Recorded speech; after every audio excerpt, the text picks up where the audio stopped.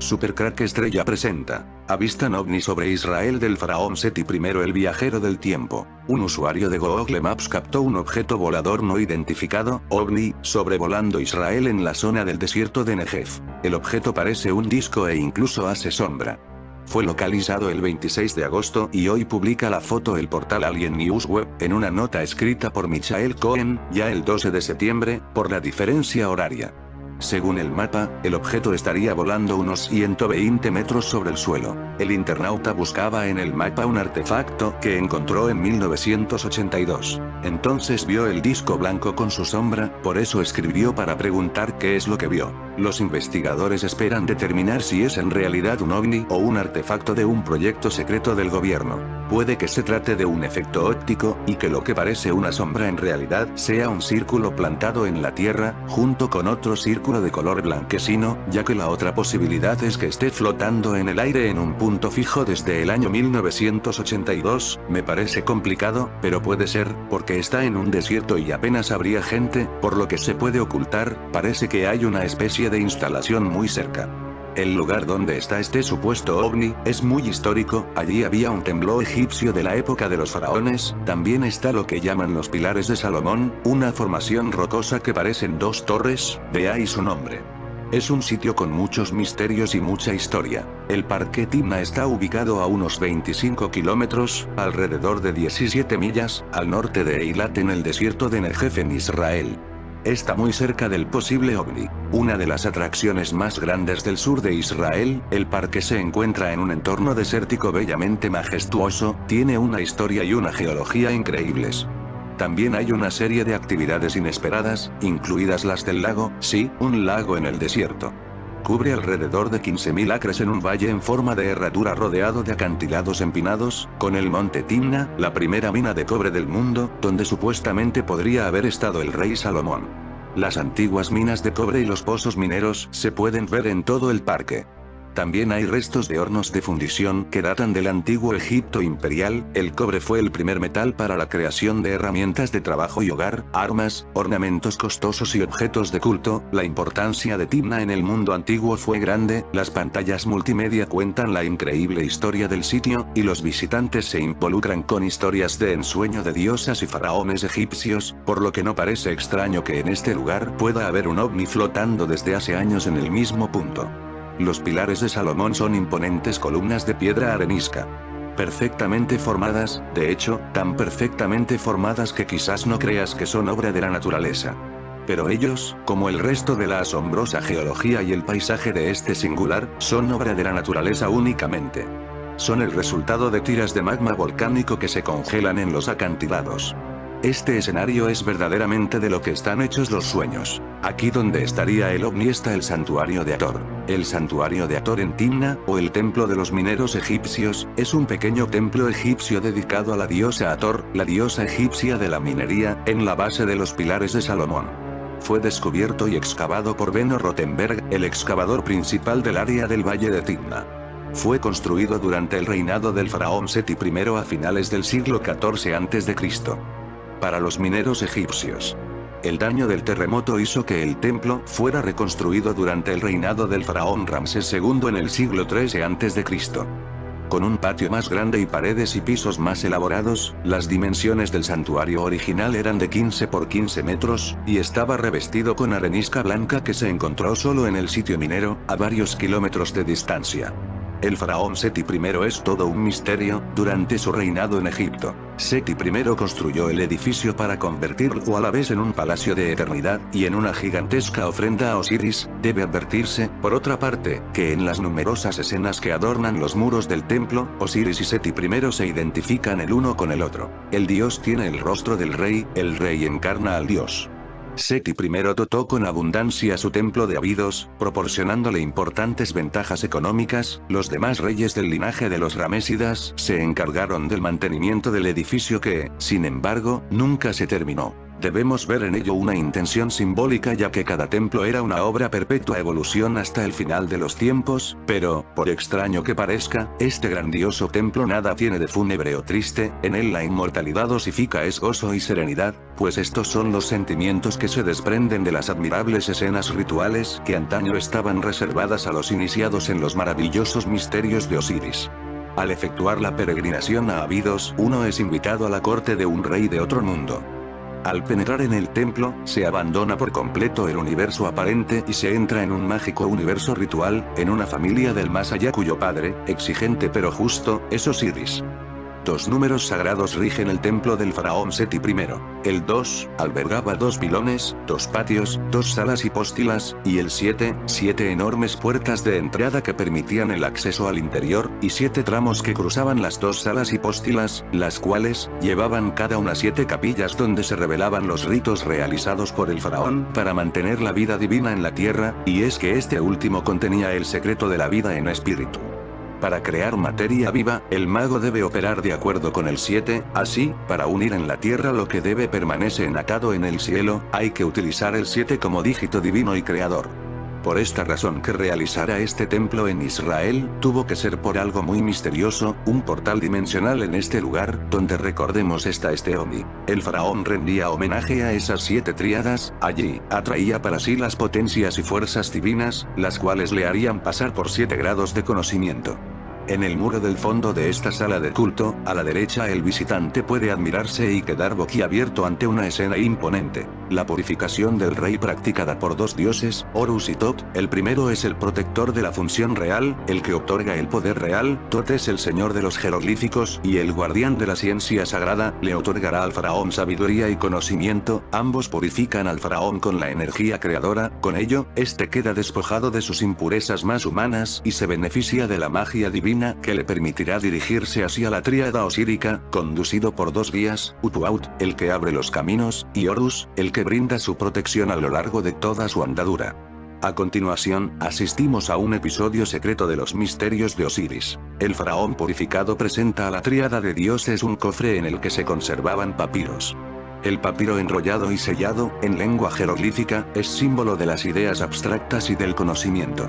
En estos rollos se escribieron los rituales y las sagradas palabras de los dioses, el faraón ofrecía al señor del templo la ciencia sagrada de la que es depositario, probándole así que los secretos no han sido revelados y que todo está en orden. Continuando a través del divino templo, se puede encontrar la segunda sala hipóstila, la cual presenta 24 columnas. Sus capiteles son papiros cerrados. El suelo asciende, el techo vicia su altura hacia abajo en una sensación agobiante. Aquí, los bajorrelieves encontrados, de una belleza que deja sin aliento, muestran a Seti I llevando a cabo los actos rituales en presencia de algunas divinidades, especialmente incensamientos. Ahora bien, la palabra incienso, significa literalmente en egipcio, hacer divino. Al incensarlas, el faraón incrementaba la divinidad de las divinidades, les devolvía energía. Volvamos al templo que realizó en Israel, donde tenemos el ovni. El santuario albergaba un patio abierto con una sella, ilustración, un área excavada en la roca que presumiblemente albergaba una estatua de la deidad. Las dimensiones del santuario original eran de 15 por 15 metros, y estaba revestido con arenisca blanca que se encontró solo en el sitio minero, a varios kilómetros de distancia. Una talla en roca de Ramsés III con Hathor, inspeccionar, se encuentra en la parte superior de un tramo de escalones tallados en la piedra junto al santuario.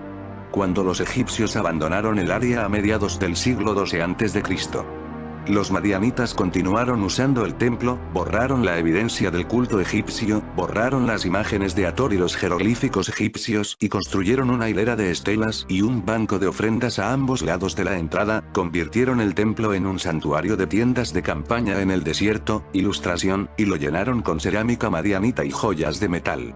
También se encontró una serpiente de bronce cerca del santuario, que demostraría la presencia de los reptilianos. Grabado rupestre real egipcio del siglo XII a.C.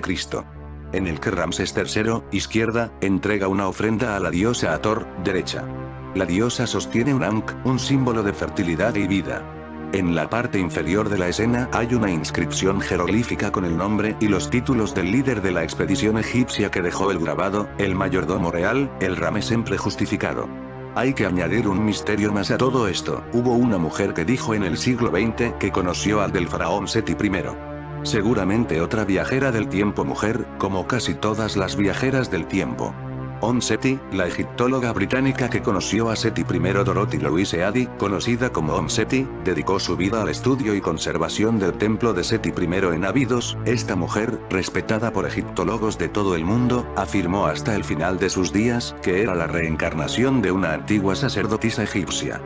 Dorothy Louise Eddy, 1904-1981, más conocida como Seti, ha sido una de las figuras más controvertidas que ha dado la moderna egiptología. Esta británica pasó la mayor parte de su vida cuidando del templo de Seti I en Abidos y diciendo que era la reencarnación de una sacerdotisa llamada Bentresit, que fue amante de Seti, el padre del gran Ramsés II. Esta extraordinaria historia empezó cuando, a los 3 años, Dorothy tuvo un grave accidente en su casa de Londres. La pequeña se precipitó por las escaleras y el médico que acudió a auxiliarla solo pudo certificar su muerte. Pero una hora después, la niña había recobrado la vida y estaba como si nada jugando sobre la cama. Años más tarde ella misma afirmaría que alguien regresó del pasado más remoto para revivirla. Quiero volver a casa. Un año después de su accidente, en 1908, la niña empezó a tener extraños sueños en los que veía un gran edificio rodeado de columnas y de exuberantes jardines repletos de árboles frutales. Cuando se despertaba, les decía a sus padres con desesperación: quiero volver a casa. Sus padres no entendían nada de lo que le ocurría a su hija y no hacían más que formularle preguntas que Dorothy no sabía responder. De niña tenía sueños en los que veía un gran edificio rodeado de columnas y de exuberantes jardines repletos de árboles frutales. Pero pronto salió a la luz que era lo que atormentaba a la pequeña Dorothy. Durante una visita al Museo Británico acompañada de sus padres, cuando la familia entró en la sala de antigüedades egipcias, la niña corrió a besar los pies de las estatuas ante el asombro de todos, mientras exclamaba que aquella era su gente y que quería regresar a su casa en Egipto. ¿Pero de dónde venía todo eso? La propia Dorothy estaba impactada por lo que le ocurría, hasta que un día, en un periódico local, vio una fotografía del templo de Osiris en la ciudad de Abidos, en Egipto. Lo reconoció de inmediato, puesto que era el lugar que, según ella, aparecía recurrentemente en sus sueños. La visita de Seti I. A los 14 años, Dorothy tuvo una auténtica revelación que disipó todas sus dudas.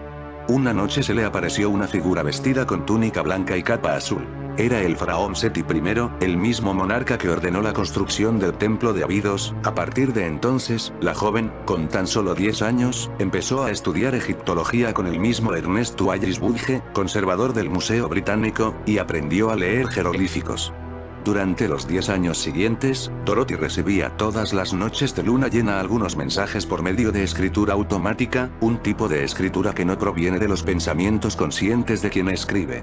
Según ella, los mensajes le fueron dictados por un tal Or-Re, que le reveló quién fue ella en su vida pasada. Según Or-Re, Dorothy fue una joven egipcia llamada Bentresit, criada desde los 3 años en el templo de Abidos. Su padre era un militar y su madre una modesta verdulera.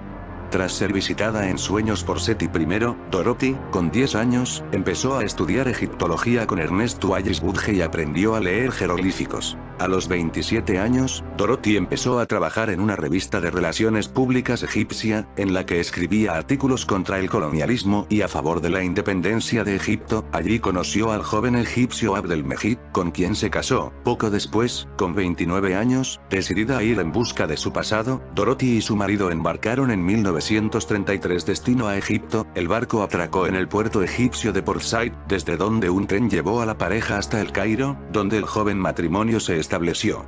La pareja tuvo un hijo al que Dorothy puso el nombre de Seti. Desde aquel momento fue conocida, como era tradicional en Egipto, como Seti, la madre de Seti. 2 años después, Abdelmejid recibió una oferta de trabajo en Irak, pero Dorothy no quiso acompañarle, por lo que la pareja acabó separándose. Abidos, destino final. Sorprende pensar que Seti no viajó hasta Abidos, su objetivo final, hasta 1952, llegó allí una noche de luna llena, entró en el templo, quemó incienso y pasó la noche rindiendo culto a los antiguos dioses. Al final, en 1956, fue enviada allí definitivamente por el Servicio de Antigüedades de Egipto para trabajar como delineante. En Abidos, Seti hallaría, por fin, su propósito en la vida. vivió hasta el final de sus días en una modesta casa de adobe junto al templo de Seti I, acompañada únicamente de varios gatos, una oca, un burro y alguna serpiente ocasional. En 1956, el Servicio de Antigüedades envió a Om Seti a Abidos. Allí vivió hasta el final de sus días en una modesta casa de adobe junto al templo de Seti I. Cuando Om Seti llegó a Abidos, el templo se encontraba en muy malas condiciones. Su trabajo consistía en catalogar y traducir los bloques grabados del templo de Seti I, tanto los que estaban desperdigados por el suelo como los que había guardados en los almacenes. Se me presentaron con un montón de fragmentos de piedras escritas, había más de 2000, unas muy grandes y otras muy pequeñas. El trabajo consistía en copiar las inscripciones, catalogarlas y, cuando era posible, ajustar unas con otras, comentaría Om Seti de su trabajo en una entrevista para National Geographic. Con infinita paciencia esta mujer logró reconstruir los 2000 bloques de relieves que permanecían desparramados por el suelo del templo. Incluso pudo localizar los restos del antiguo jardín que una vez se alzó en el templo y que había visto tantas veces en sus sueños. Pero además de su trabajo para el Servicio de Antigüedades, Om Seti continuó realizando rituales sagrados en las estancias del viejo templo, recuperados a través de la lectura minuciosa que hizo de los jeroglíficos que cubrían sus muros, con lo que adquirió un amplísimo conocimiento de las antiguas ceremonias faraónicas. Todos los años, el día de la gran fiesta, y también el de los cumpleaños de Osiris e Isis, vengo aquí con ofrendas de vino, pan e incienso.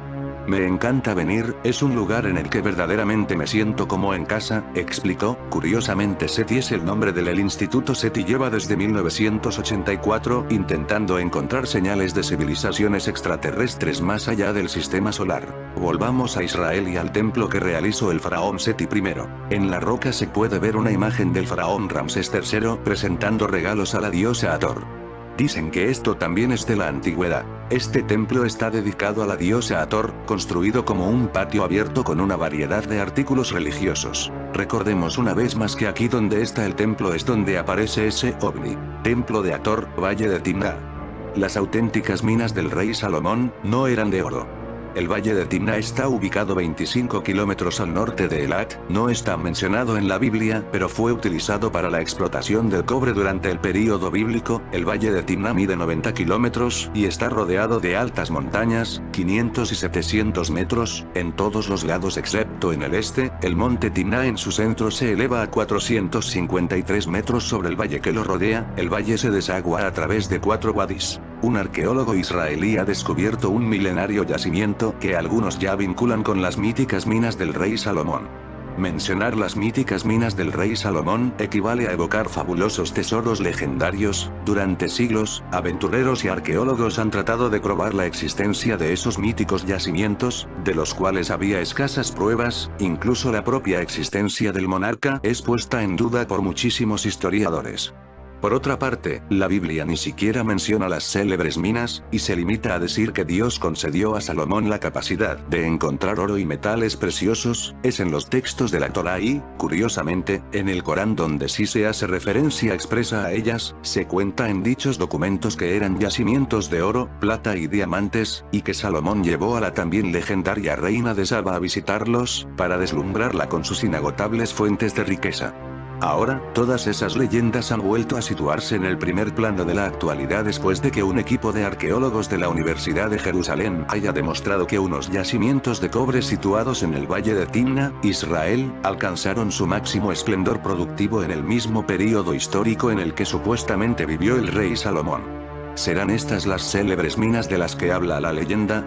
Las máquinas voladoras de Salomón. Si indagamos un poco, descubriremos que Salomón, 996-926 a.C., hijo del rey David y Bersabé, llegó a ser uno de los reyes más ricos, poderosos y sabios de su época gracias a sus muchas virtudes, entre ellas la de organizar el Estado de Israel en 12 provincias, crear un poderoso ejército equipado con numerosos carros de combate y construir, por supuesto, el soberbio Templo de Jerusalén. También se le atribuye la creación de una de las mejores flotas marinas del mundo, con un puerto situado en Ezion Geber, cerca de Elat. Sus buques los construían los hebreos pero, curiosamente, los tripulaban los fenicios, que eran mucho mejores navegantes. El oro entraba a raudales y lo buscaban en un lejano y fabuloso país llamado Parvaim, cuya ubicación exacta aún es objeto de debate.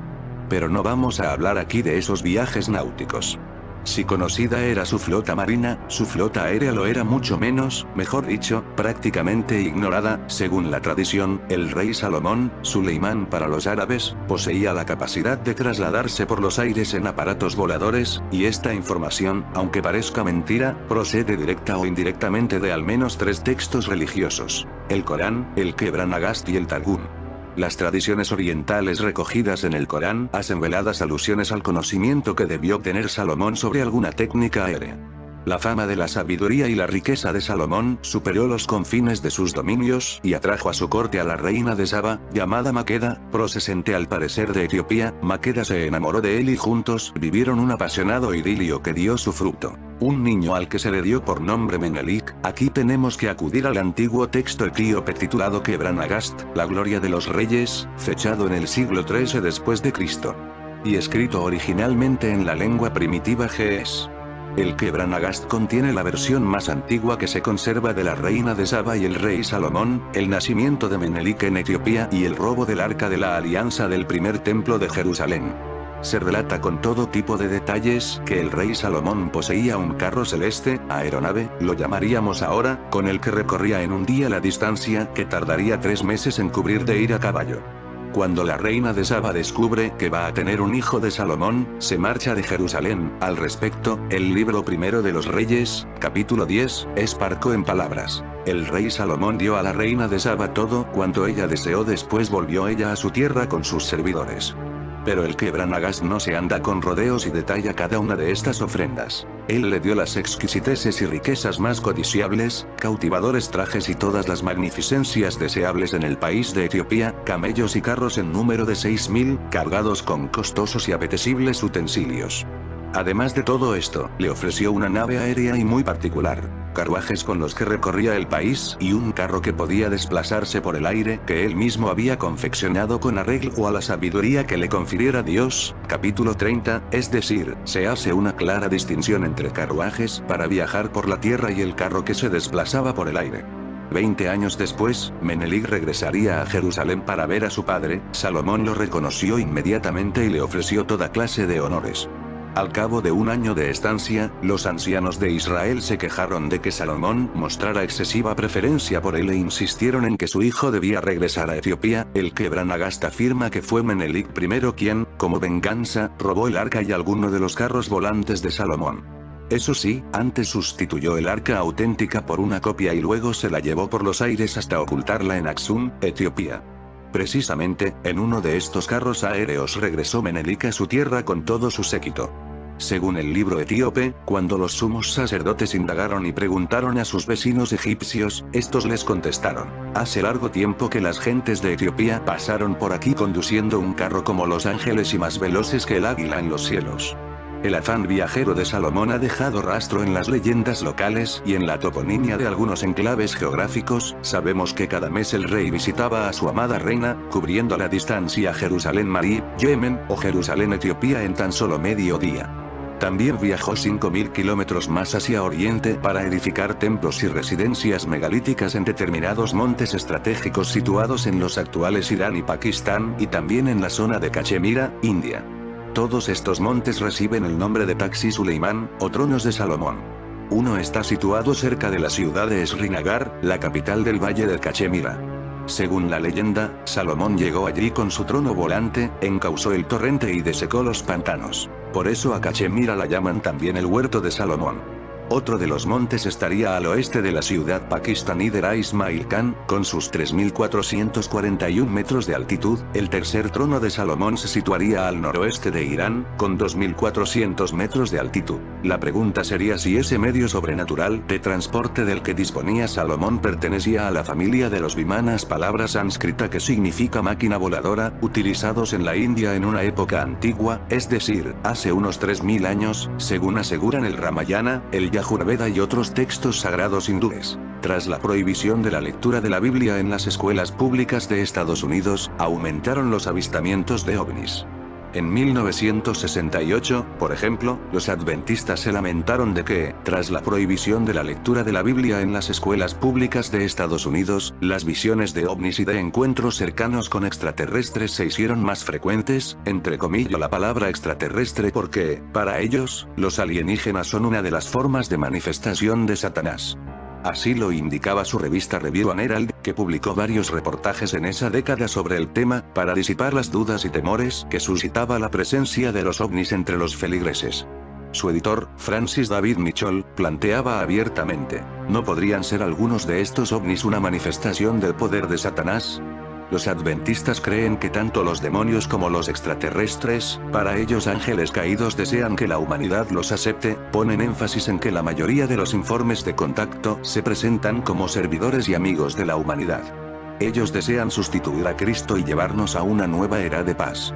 Según el testimonio de Nick Pope, algunos funcionarios creen que interactuar con la vida extraterrestre es una trampa peligrosa y sacrílega.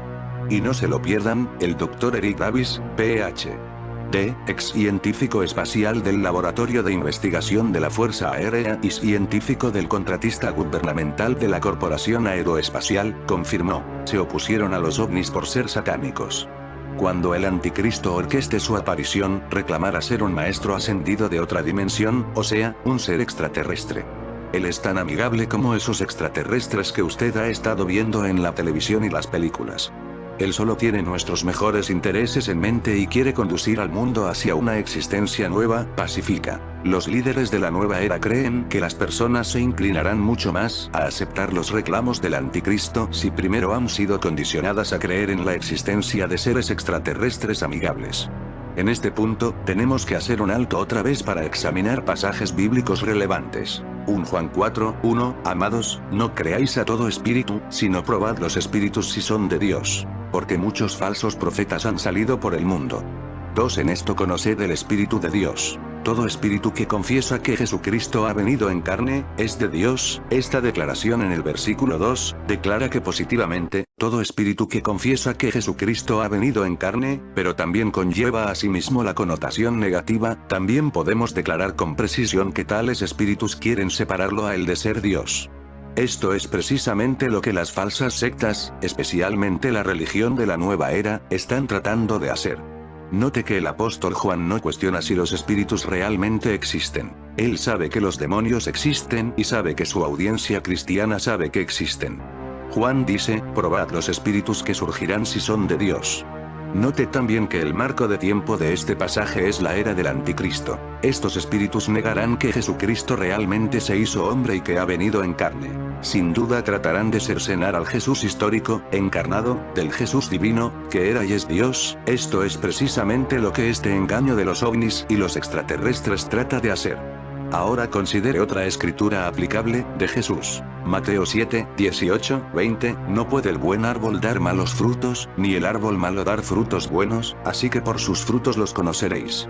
Examinemos los frutos de los ovnis, examinando los relatos de aquellas personas que han sido contactadas por ellos.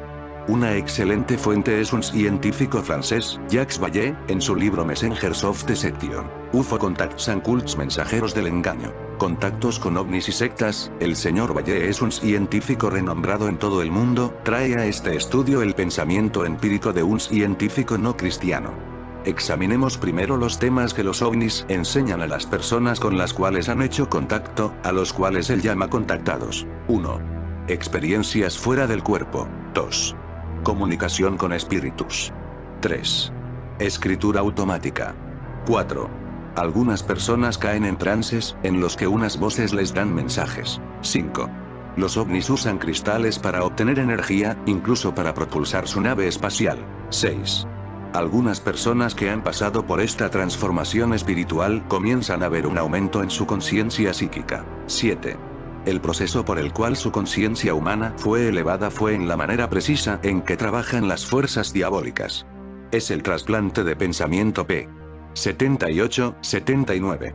En este punto, quiero que estén al tanto de los peligros de la hipnosis, y cómo la están usando los hipnotistas de la nueva era. Cuando una persona se somete a la hipnosis, rinde su conciencia a los hipnotistas, pueden ser programadas en cualquier número de formas, especialmente hasta el punto en que responderán a ciertas acciones, en respuesta a órdenes específicas. A las gentes que informan haber sido contactadas por extraterrestres, se les pide que se sometan a hipnosis de modo que puedan hacer una regresión de vuelta a la escena y recordar sus experiencias con los extraterrestres, recuerdos que han sido reprimidos por sus mentes conscientes. Sin embargo, esto no es lo que sucede. Lo que realmente sucede es que el hipnotista está implantando escenas en la mente de la persona que ha sido contactada. Esta persona entonces recuerda aquello con lo que ha sido programada, y el recuerdo les parece tan real a los contactados que realmente se creen la mentira.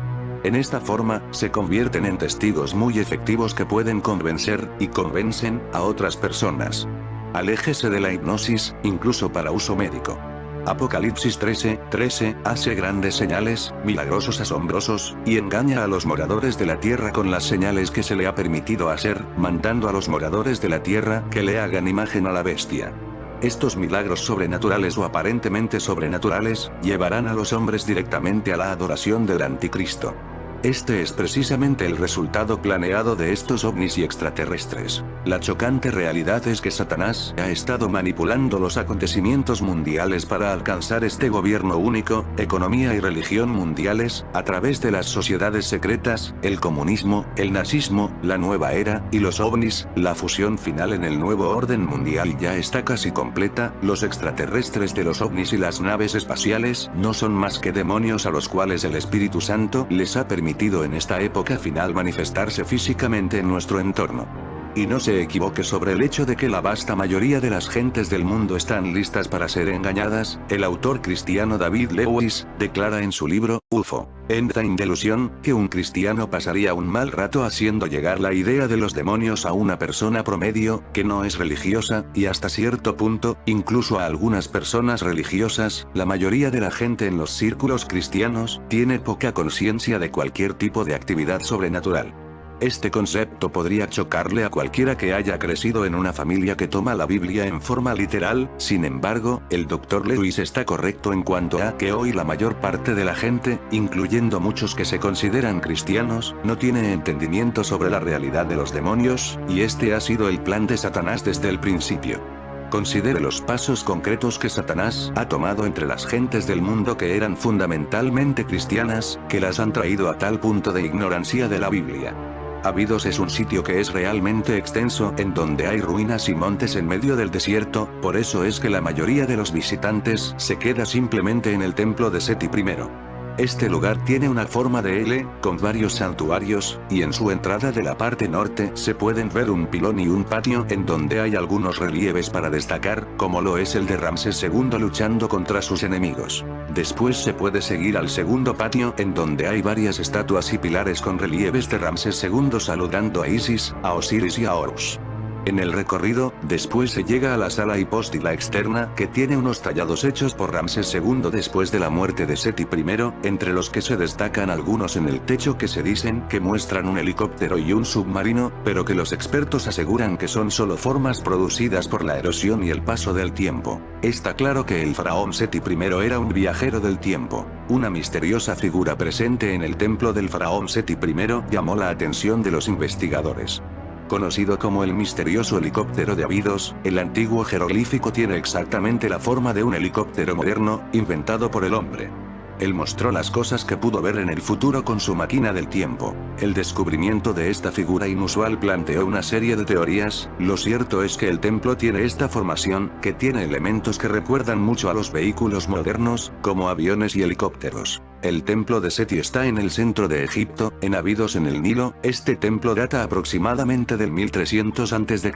En una de las vigas que sostienen el techo del templo ha aparecido recientemente una parte jeroglífica. Los diseños tienen un claro parecido con los helicópteros modernos. Para algunos estudiosos, estos dibujos pueden ser una representación de ovnis. Los arqueólogos que encontraron los jeroglíficos en el yeso quedaron asombrados con las imágenes de la aeronave. El helicóptero Abidos es uno de los diseños más impresionantes del sitio. Otras imágenes más complejas muestran posibles tanques y vehículos de guerra, así como submarinos y otras estructuras que se asemejan mucho al diseño de los vehículos creados por el hombre moderno. Según los egiptólogos, estos signos antiguos representan signos que se usaron en el pasado. Los dibujos están a una altura de 3 metros, lo que dificulta un poco la determinación de los aspectos mecánicos de los rótulos. Las imágenes de las máquinas voladoras se concentran en una zona concreta del templo. Los relieves de las paredes y pilastras son muy impresionantes. Las mitologías están llenas de historias en las que seres divinos se desplazaban a grandes distancias y volaban por los aires. Esto significa que, si estos signos son auténticos, son una clara representación de lo que los pueblos antiguos entendían como vehículos voladores prehistóricos. Es posible visitar el templo de Seti I. El horario de visita es de 7 a 18 horas. El lugar es fantástico y ciertamente invita a muchas preguntas y reflexiones. En fin amigos de Super Crack Estrella, si el video te gustó pulgar arriba.